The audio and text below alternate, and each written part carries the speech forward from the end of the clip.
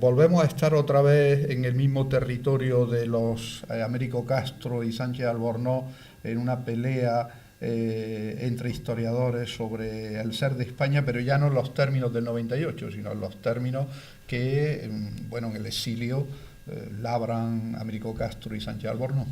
Sí, pero es que en los años 1950, don Américo Castro y don Claudio Sánchez Albornoz estaban todavía en el paradigma de las esencias nacionales del 98. O sea, todavía no se había superado esa etapa y seguían ahí. Sí, lo de los árabes evidentemente plantea problemas, no en relación con la historia. La historia se podría investigar como cualquier otro tema, sino en relación con esa función que he dicho yo antes, la identidad. Para los que creen, los que defienden una identidad nacional católica de España, pues los árabes fue un episodio pasajero, unos extranjeros que pasaron por aquí, que intentaron oprimirnos y a los que luchamos heroicamente para defendernos y los acabamos echando. Y ya está. Para don Américo Castro, los árabes son un elemento esencial de la identidad española y gracias a ellos y a los judíos se formó esa identidad triple, árabe, musulmana, cristiana y judía, que es la clave de lo español. Yo como no creo que existan las esencias ni las claves, pues me parece que naturalmente que fue un elemento importantísimo, que se incorporó a la identidad y que se fue diluyendo después. Todo va cambiando constantemente. Y claro que lo árabe sigue estando muy presente en el siglo XVI e incluso en el XVII, después de la expulsión de los moriscos, pero cada vez va estando menos presente, y hoy día, pues la verdad, es más bien poquito, por no decir nada. Es decir, que don Américo, que tiene un alto sentido de historiador cuando dice que Séneca no era español, porque en ese momento no existía lo español. Sin embargo, deja de tener sentido de historiador cuando dice que a partir del siglo XVI está ya formada totalmente la auténtica identidad española, y ya todo depende de ahí. Cuando yo estaba trabajando en mi tesis sobre el anarquismo español, estaba empezando, hubo un amigo de mi padre, muy, muy buena persona y un tipo culto, un notario me parece que era, venía de la Institución Libre de Enseñanza, en fin, y quería... Y conocía el libro de don Américo Castro y me lo regaló. Tuvo el detalle de ir un día a casa tal con el libro de don Américo Castro, y te interesará mucho porque como además estás trabajando sobre anarquismo, le dedica un capítulo al anarquismo español. Y bueno, me leí el libro de don Américo y claro, el anarquismo español se debía a los judíos, moros y cristianos, que la convivencia entre las tres culturas, la represión que había caído, lo cual hacía que tuviera un sentido religioso y que había que exterminar al enemigo, por eso los españoles eran anarquistas. En fin, la primera anarquista había sido Teresa de Jesús, que por supuesto venía de familia conversa. En fin, no me sirvió de nada el libro de don Américo, me parece. Es decir, que no incorporaría de manera tan tajante, dándole muchísima importancia, y de ninguna manera les llamaría extranjeros, invasores extranjeros que pasaron por aquí intentando dominar. No, son gente que vivió aquí, que se consideraron españoles, por supuesto, después de 8 siglos, ¿cómo nos iban a considerar? Y que fueron expulsados de una manera ignominiosa y cruel, a más no poder, ¿no? Pero que, lógicamente, su influencia a partir de ahí, pues, ha ido decayendo y hoy día pues es poco menos que nula. Yo de todas maneras tuve un sueño, y no fue como evidentemente Martin Luther King. Tuve un sueño y una vez, pero que nunca ha sido, que fue reuniros para dialogar sobre estos temas relacionados con la narración histórica, a Ricardo García Cárcel, a Reyes Mate, a Paco Márquez Villanueva, a Juan Goytisolo, a ti, en alguna ocasión para haber hecho en Madrid, precisamente, y lo hablé con amigos en el Círculo de Bellas Artes para haber hecho un diálogo sobre la narración histórica española, hecho que no ocurrió. Pero bueno, esto me lleva a preguntarte que en los últimos años, y desprovistos de todos esos prejuicios anteriores, castristas, albornocistas, etcétera, ha habido un gran avance en el terreno del estudio y de la reflexión sobre la memoria en España, la memoria social y colectiva, en el sentido de Albac. Y aquí me remito a las figuras que antes mencionadas, es decir, desde García Cárcel hasta Reyes Mate, o los que le precedieron, como fueron el propio Goytisolo, Márquez Villanueva y tú mismo. ¿Cómo ves el momento actual de reflexión de todo ese bagaje que se ha ido creando en los últimos años y qué perspectivas encuentras? Bien, permíteme que vuelva un segundo sobre la pregunta anterior, pues me había apuntado aquí una cosa y luego al hablar no he mirado, sobre la historia como creadora de identidad. Saben ustedes que en la Plaza de Oriente están los reyes de España, unas estatuas frente al Palacio Real. Entre los reyes de España está, pues por ejemplo, el primer rey de España, Ataulfo. Ataulfo es un señor que llegó al mando de 200.000 visigodos, que cruzó el Pirineo por el Ampurdán, llegó a Barcelona y se murió. Tuvo 2 meses en España y tal. Bueno, pues es el primer rey de España. En cambio hay un señor que dominó el 85 o el 90% de la península ibérica durante 50 años o más y no está ahí. Se llamaba Abderramán III. ¿Por qué?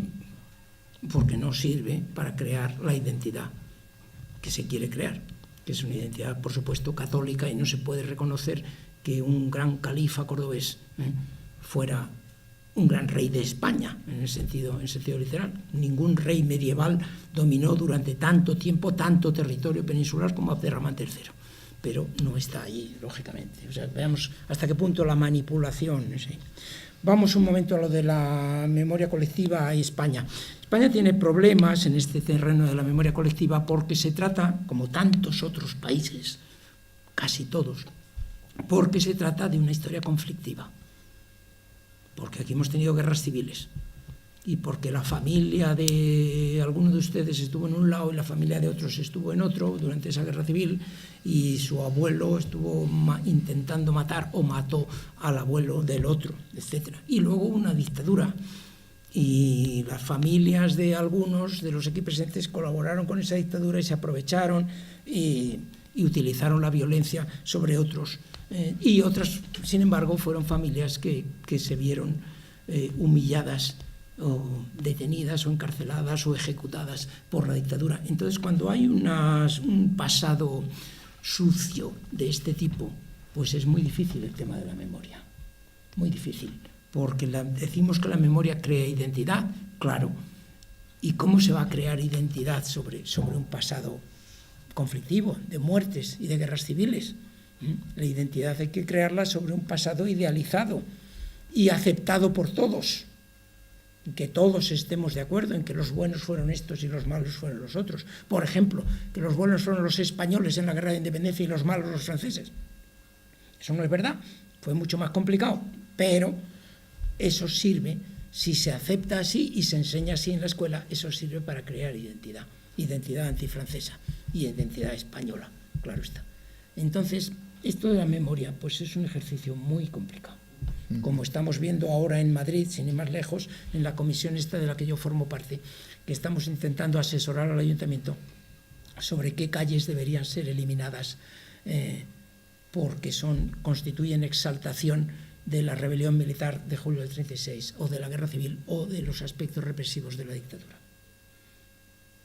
Y eso da lugar a unos conflictos enormes que estamos viendo todos los días. Pero bueno, se ha ido formando un grupo de opinión académica, los que antes citaba y tú mismo, que han ido abriendo el debate a algo más que las esencias, ¿no? O sea, que es un momento óptimo, ¿no? Por supuesto, por supuesto. Reyes Mate decía, vivimos un momento de esplendor de la memoria, o sea, que tampoco... yo creo que... te quería hacer, ya para ir finalizando y dar paso a las preguntas que quiera hacer el público y los colegas, la última pregunta la había reservado para el tema de Lerroux, que habíamos pasado, y al ser tu libro, además, yo diría que es una monografía fresca sobre un personaje y su recorrido, su largo recorrido político, histórico, vital y de todo tipo, pero claro, empieza con ese filoanarquismo cercano a Federico Urales, a tantos otros, a los que da juego, y acaba donde acaba, es decir, que ahí apoyando el franquismo de primera hora, o casos parecidos a los de Cambó, por ejemplo, que aquí en Granada haré mención. Antonio Gallego Burín empezó siendo un hombre de Blas Infante y acabó siendo, como miembro del partido de Cambó, acabó siendo el primer alcalde del franquismo. Entonces, de alguna manera, en la biografía y en el recorrido de largo aliento de Alejandro Lerroux está contenido todo el drama, digamos, personaje dramático de esa España que quiere alumbrar un republicanismo y que nunca encuentra el norte para finalmente... Sí, en cierto modo, sí. Yo la verdad es que no seguí toda la biografía de Lerroux, lo mío no es una biografía, porque termino allá por 1910 con su regreso a Argentina después de la Semana Trágica, porque lo que me interesaba era el joven Lerroux. A mí lo que me interesaba era la demagogia y el populismo, y el anticlericalismo. Lerroux es un tipo que consigue movilizar a los obreros catalanes, sobre todo, luego ya a los de fuera de Cataluña, pero en esos años, desde luego, es a los catalanes, les consigue movilizar en nombre del anticlericalismo, sobre todo, de la revolución, una revolución republicana, un poquito etérea, que no termina de saberse qué tipo de revolución es, y del nacionalismo español. No hay que olvidarlo. Lerroux era fuertemente nacionalista español. Entonces, con esos elementos consigue movilizar al proletariado barcelonés y consigue hacerle votar, cuando antes quienes dominaban el proletariado barcelonés eran los anarquistas, que les decían, entre otras cosas, que no tenían que votar. Y Lerroux consigue hacerles votar y consigue que se amplíe el sistema de votación. Entonces, este es el fenómeno que a mí me interesaba. ¿Qué es el populismo? ¿Para qué sirve el populismo? ¿Para qué sirve? ¿En qué consiste y para qué sirve la retórica demagógica e incendiaria? ¿Y cuáles son las razones del anticlericalismo? Esos son los problemas principales que me planteé en ese libro. Y si representa la trayectoria de este país, sí, en cierto modo la representa, porque el Lerroux viejo, el Lerroux que llega a la Segunda República y que llega al gobierno y ocupa el gobierno 5 veces, puestos de ministro, incluso puestos de presidente del gobierno, ese Lerroux representaba una línea que hubiera sido muy interesante si hubiera salido adelante, que era la línea de un republicanismo conservador, republicanismo de derechas, es decir, era el centro político. Por un lado estaba toda la derecha tradicional, que básicamente era monárquica y rechazaba la república. Por otro lado estaba el republicanismo de izquierdas, ligado a la izquierda del Partido Socialista, pero también a los anarquistas, a los trotskistas, a los comunistas, que lo que querían era la revolución social. Y este hubiera sido un centro de un republicanismo, pero conservador, un republicanismo de orden, como se decía en esa época, que de haber salido adelante hubiera sido interesante. Es lo que hubiera podido hacer que la república se consolidara, que fuera una república más bien de derechas.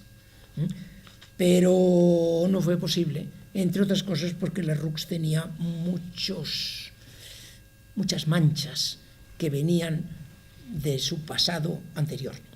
Era sobre todo la corrupción, y fue un asunto de corrupción, amiguismo, clientelismo, y fue un asunto de corrupción, el asunto del extraperlo, el que acabó liquidándolo.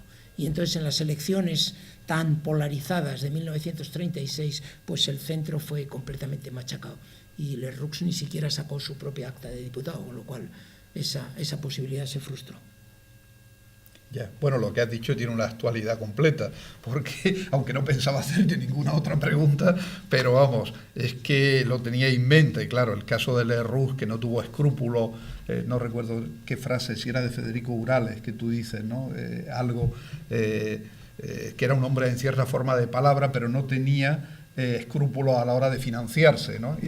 No siendo además un gran industrial como Cambó, ni una persona que venía del mundo de la aristocracia, ¿no?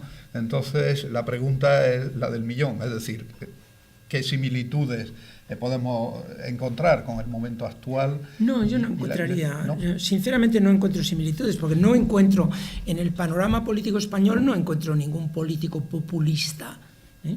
Hay rasgos populistas en Podemos, hay algunos rasgos populistas, ese modelo que quieren imitar de Venezuela y tal, pero los tienen más bien apagados, y por parte de los otros partidos no veo así un político demagógico y populista, que se ven hoy día, los hay en todas partes, lo tenemos, acaba de triunfar una vez más en Hungría, tenemos políticos de ese tipo llevando Polonia, tenemos desde luego un excelente ejemplo muy propio del tercer mundo en el primer país del mundo, que es una vergüenza para ese país que haya un presidente como el que hay, y tenemos otros muchos ejemplos de populismos y de oratoria demagógica, en general de derechas, pero en algunos casos de izquierdas, como en el caso de Venezuela.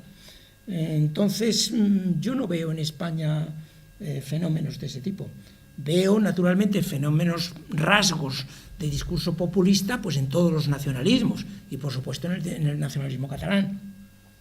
Hay rasgos de tipo populista, de nosotros somos buenos, todo lo malo que nos ocurre nos viene de fuera, nos viene de España, seríamos perfectos y seríamos felices y todo nos iría mejor si nos separáramos de España. Entonces, estos son simplificaciones maniqueas y emocionales propias de un discurso político que tiene algunos rasgos populistas, pero vamos, creo que es más bien nacionalismo más que populismo. Una coda, cuando tú estabas en Estados Unidos, yo estaba también en Cornell en el año 96 y me dijeron, un profesor de allí, dice, ustedes son el primer país posmoderno del mundo, porque existen y a la vez no existen. Es decir, era un momento, lo digo en apoyo de tus hipótesis, es decir, a la vez han liquidado la identidad nacional, pero tienen una existencia real, es lo que quería decir, ¿no? Sí. Probablemente eso sea una ventaja, ¿no? Sí, porque nos estamos acostumbrando a rebajarle un poquito la importancia a la retórica. O sea, que alguien diga, pues es que me quiero ir de España porque España es una porquería, o incluso queme una bandera española y tal, pues eso hace nada de tiempo hubiera suscitado muertos. La tensión que se ha vivido en Barcelona en los últimos 8 meses, en los años 1930 hubiera suscitado 1000 muertos. Y afortunadamente ahora no ocurre. O sea que sí, somos un poquito posmodernos. Y dice, bueno, sí, usted dice eso, pero bueno, no, tampoco es para tanto. De lo cierto es que existimos. Vamos a dejar a los jueces que decidan, en fin. Pero no vamos a ir a la calle con pistolas a matarnos, pues algo hemos avanzado. Bueno, a partir de este momento pues queda abierto el turno de preguntas. Yo quería primero agradecerle sus palabras. Gracias. He leído sus libros y normalmente sigo sus artículos en la prensa. Cuando han hablado este palabra tan complicado, bueno, etcétera, yo me acuerdo enseguida de Jaume Vicens Vives, que últimamente como historiador, que tocaba todas las disciplinas, parece que, y además catalán, se ha olvidado un poco la figura de Vicens Vives en la historiografía actual, porque la verdad es que falleció pronto Vicens Vives, pero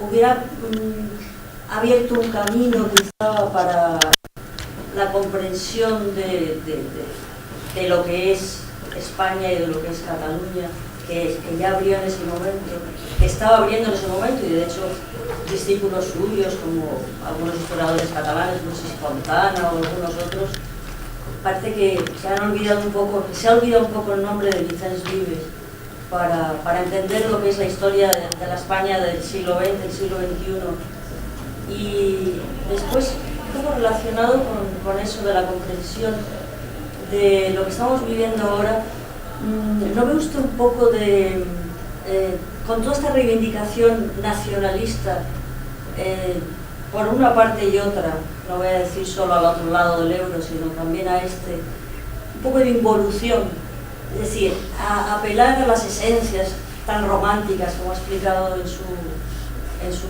intervención, ese romanticismo decimonónico de las esencias, de las identidades, del 98ismo, eso al que se apela tanto aquí en esta parte, digamos, de española y en la otra parte, por identificarla geográficamente con Cataluña, eso no es una involución. A mí me suena, es una involución ideológica de lo que está pasando, lo que está pasando en estos momentos. Bueno, sobre Vicens Vives, pues sin duda era un historiador muy importante, sin duda era transdisciplinar. Él venía de la historia económica y social, y fue lanzándose hacia una historia más cultural cada vez. Pero él venía de un antinacionalismo catalán muy fuerte en los años 30 y 40. Los años 30, en plena república, él tiene críticas muy duras a los Rovira y Virgili, los grandes historiadores nacionalistas del momento, y en los 40 no digamos, porque él es un hombre del régimen, es franquista y es muy anticatalanista, pero a medida en que se labró su posición y consiguió la cátedra de Barcelona, se fue convirtiendo en un gran mandarín de la historiografía catalana, y fue evolucionando hacia un catalanismo fuerte. O sea, quién sabe cómo hubiera evolucionado Vicens. Vicens murió muy pronto, desgraciadamente, murió a los 50 años, el año 60.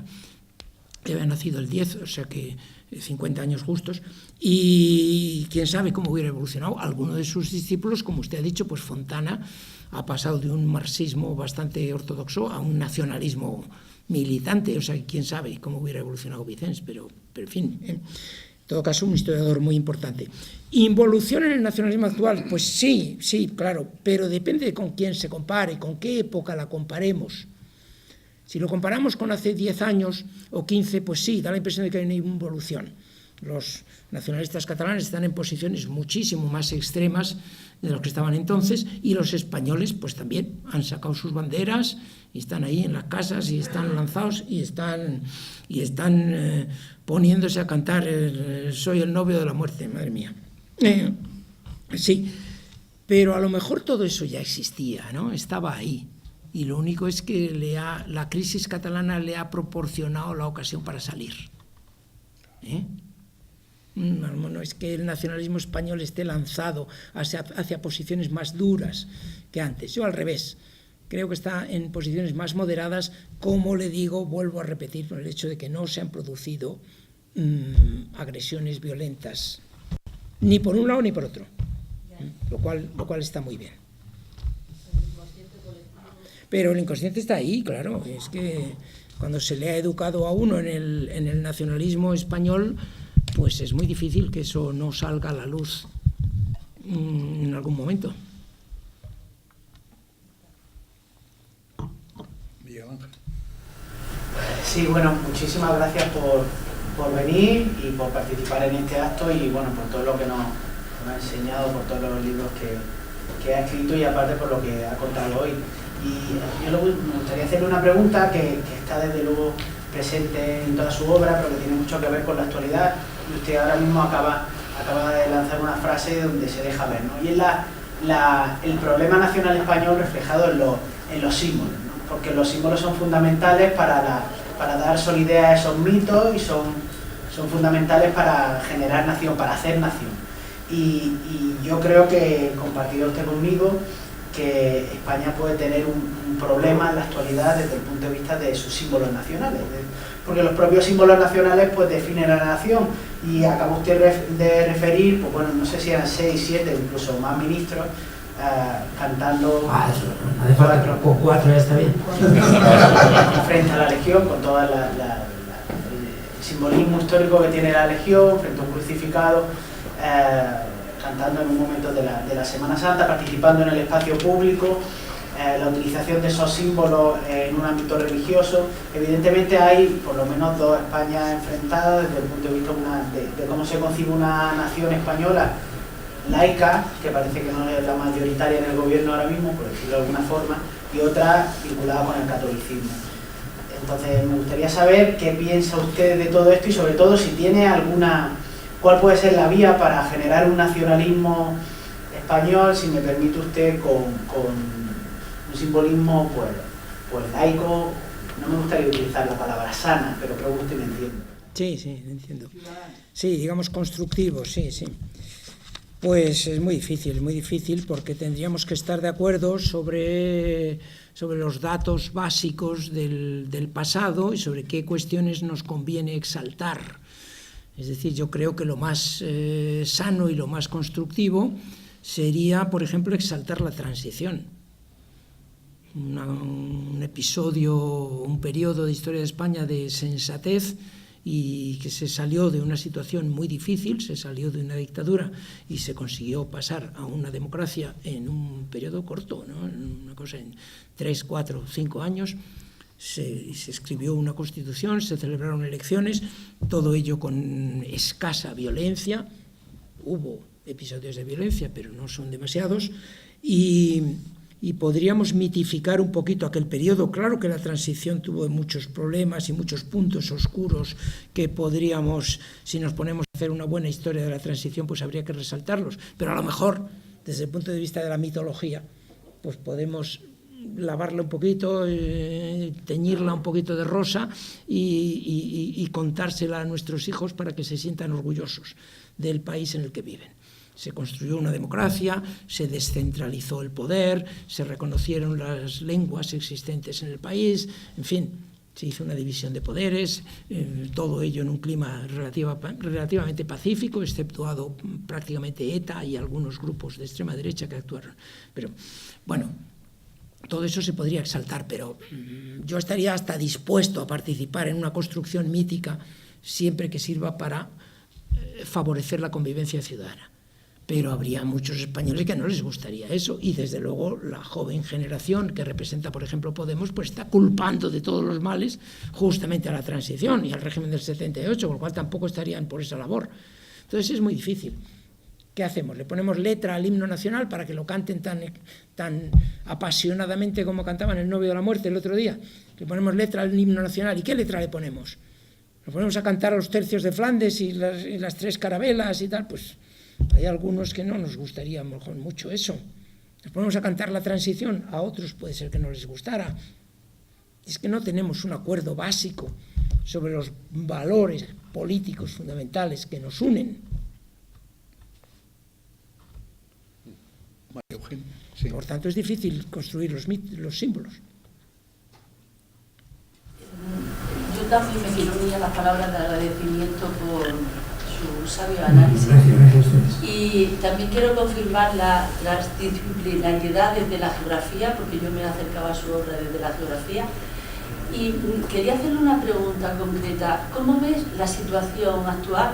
Porque, bueno, creo que las ciencias sociales tenemos que analizar la situación, el contexto en el que vivimos y también intentar un poco ser como prospectiva de qué es lo que puede pasar en el futuro inmediato. La situación en España de reorganización del Estado, de la reorganización territorial, País Vasco y Cataluña, ahora Cataluña el tema es más complicado. ¿Cómo puede caber en la reorganización del Estado? No sé si es la modificación del título 8 de la Constitución, no sé si es razonablemente optimista o no, o cómo ver ese posible encaje de Cataluña y del País Vasco en una modificación de la Constitución. Sí, yo creo que es necesaria una modificación de la Constitución, pero claro, es muy difícil porque la Constitución del 78 tiene una virtud que también la hace difícilmente modificable, y es que fue un acuerdo casi unánime de los partidos. Todos menos el PNV participaron en la Constitución del 78. Es la única Constitución española que se hace por consenso, que no es una imposición de un partido, sino consenso entre las principales fuerzas políticas. Eso hace muy difícil que se modifique, porque una modificación debería ser también por consenso entre las principales fuerzas políticas. Y hay fuerzas como el PP que no quieren oír hablar de reformar la Constitución, y otras como los nacionalistas, sobre todo los más extremos de los nacionalistas, catalanes e incluso vascos, que tampoco querrían tampoco querrían colaborar en esto. Entonces no es fácil llegar a un consenso de ese tipo. Ahora, ¿en qué sentido habría que modificar la Constitución? Yo creo que habría que modificarla en un sentido plenamente federal. España es un país federal de hecho, pero federal incompleto. Entonces habría que completar. No tiene sentido ninguno que haya un artículo de la Constitución que diga las provincias españolas que sean limítrofes podrán unirse y formar comunidades autónomas. No, ese artículo tiene que decir España se compone de 17 comunidades autónomas, que son 1, 2, 3, 4. Y el Estado, las comunidades autónomas que se constituyan podrán tener tales y tales competencias. No, las comunidades autónomas tienen tales y tales competencias y el Estado central se reserva tales otras. Y los ayuntamientos, por cierto, tercer elemento, tienen tales otras, que son fundamentales, porque son los que facilitan servicios a los ciudadanos por encima de todo. Entonces, 3 niveles de competencia. Y a los 3 niveles de competencia deben corresponder 3 niveles de recursos. El impuesto tal le corresponde a tal nivel de poder, y el imperial lo cobrará este otro nivel de poder y será el responsable de responder ante los ciudadanos de cómo utiliza esos recursos que ha recaudado. Y a esa distribución de competencias y recursos habrá que añadir unos organismos de coordinación y de arbitraje. Bueno, por ejemplo, el Senado, Cámara Territorial, pues que sea Cámara Territorial de verdad y que la circunscripción no sea la provincia, sino que sea la comunidad autónoma, ¿no? Y que tenga unas competencias claras, que no pueda ser derrotado por la mayoría del Congreso, como ocurre ahora, que en definitiva el Senado se opone a una ley y da igual. El Congreso tira para adelante y la ley sale después de una reunión entre los dos. Si el Senado se sigue oponiendo, el Congreso impone su mayoría y ya está. Con lo cual el Senado, en definitiva, no sirve para nada más que para una segunda lectura de las leyes y unas revisiones técnicas, pero no más allá. Entonces el Senado tendría que ser un órgano de coordinación. Y órganos de arbitraje, pues el Tribunal Constitucional. Pero el Tribunal Constitucional habrá que constituirlo de otra manera, con jueces que vengan de las distintas comunidades autónomas, que sean aceptados, que sea un órgano de arbitraje de verdad. Cuando entre tú y yo haya un problema, pactamos que lo va a resolver fulanito. Un árbitro en el que tú y yo confiamos. Eso es lo que es un árbitro. No puede ser alguien en el que no confía una de las partes y que de hecho tiene razones para no confiar porque está completamente controlado su nombramiento por el otro. Y a eso se podrían añadir unos elementos simbólicos. Por ejemplo, si tenemos varias lenguas y las lenguas son oficiales, si el castellano es oficial en Cataluña, el castellano debería tener más presencia pública en el espacio público, más presencia en el espacio público catalán. Y a su vez el catalán podría tener alguna presencia en el espacio público del resto del país. Por ejemplo, en el Senado, pues no sé por qué no se puede hablar catalán. Es una cuestión simbólica, si no importa demasiado, pero les produce una satisfacción inmensa. Y desde luego un locutor de televisión española que no sepa pronunciar un nombre en catalán, a la tercera vez que cometa un error, pues hay que echarlo, ¿no? Porque si lo hace en inglés, desde luego le echarían. Pero tú puedes decir Artur Mas y decirlo 1000 veces. Y se dice Artur Mas. O Albert, y no Albert. Y cosas así, pues eso sería elemental enseñárselo a un locutor de televisión española. ¿Verdad? Pues hay cosas de respeto, cosas simbólicas. Otra cosa simbólica, Cataluña, he dicho que Barcelona y Madrid son 2 ciudades paralelas, pues ¿por qué no establecemos alguna especie de bicapitalidad? ¿Por qué tienen que estar todos los organismos públicos en Madrid, todas las instituciones? ¿Por qué el Senado, por ejemplo, Cámara Territorial, no puede tener su sede en Barcelona?